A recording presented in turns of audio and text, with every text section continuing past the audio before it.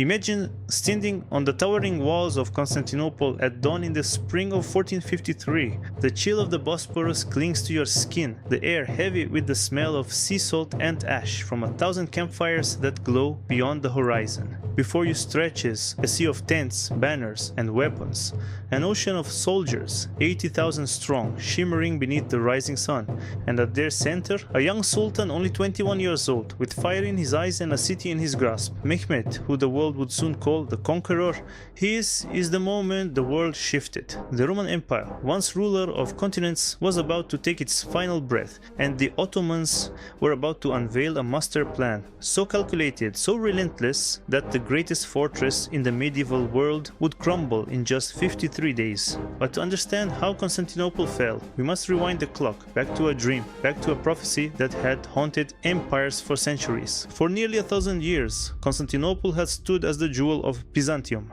Its triple walls, carved of stone and mortar, had defied Crusaders, Persians, Arabs, and Bulgars alike. It was said that no army on earth could break them, that the city was invincible, protected by both engineering genius and divine blessing. Yet in the east, a rising power had been watching, learning, waiting: the Ottomans. Young Mehmed was not the first to dream of taking Constantinople. His great predecessors, from Bayezid to Murad, had tried and failed, their armies driven back by famine, plague, or simply the sheer defiance of the walls. But Mehmed was different. He was brilliant, multilingual, trained in philosophy, science, and warcraft.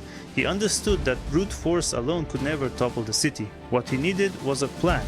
No, a master plan that combined engineering, psychology, and sheer overwhelming persistence. The first step was artillery.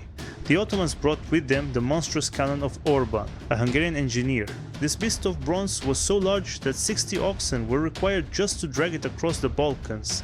Its barrel could hurl stone balls weighing over half a ton, crashing against the walls with the force of thunder from the heavens. For 6 relentless weeks, these cannons pounded the defenses day and night, shaking Constantinople to its foundations. But even as cracks appeared, the city endured. The Byzantines repaired by night what the Ottomans broke by day, so Mehmed adjusted the plan. He ordered ships dragged across land, yes, across land. By laying wooden planks greased with oil, the Ottomans pulled dozens of war galleys over the hills of Galata and into the Golden Horn, bypassing the massive chain that blocked its waters. When the defenders awoke to see an Ottoman fleet inside their harbor, their morale collapsed. The impossible had just become reality. Next came the relentless waves of assault. Ottoman miners dug beneath the earth, attempting to collapse the walls from below. Archers loosed volleys that blackened the sky. The drums of war never ceased, beating terror into the hearts of the weary defenders. And yet the Byzantines fought back with legendary courage. Led by Emperor Constantine XI, the last Roman emperor, they stood shoulder to shoulder, refusing to abandon their city, their heritage, their faith. Night after night, they repelled attacks, extinguished fires, filled in breaches with rubble and even their own bodies. But each day, their numbers dwindled. Food ran scarce, allies never came, and Mehmed pressed harder. On the night of May 28, 1453, the city fell silent. In Hagia Sophia, men, women, and children prayed through tears, their voices echoing beneath the great dome.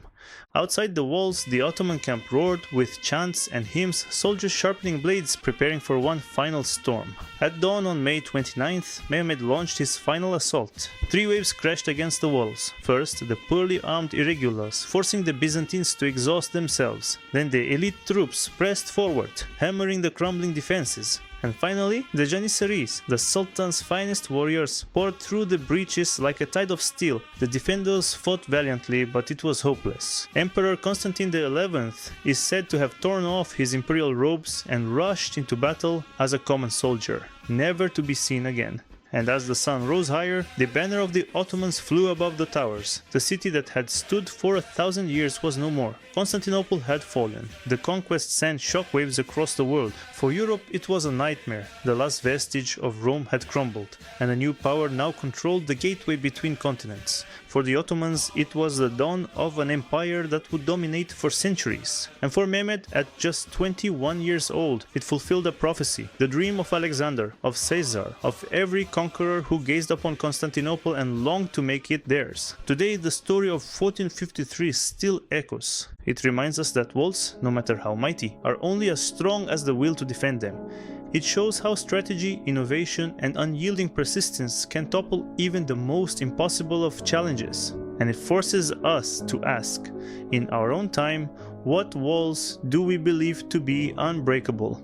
And who, even now, is plotting the master plans to bring them crashing down? If you want more untold stories of history's greatest turning points, subscribe now, hit the bell icon, and join us as we uncover the secrets of the past that still shape our world today. Your journey through history has only just begun.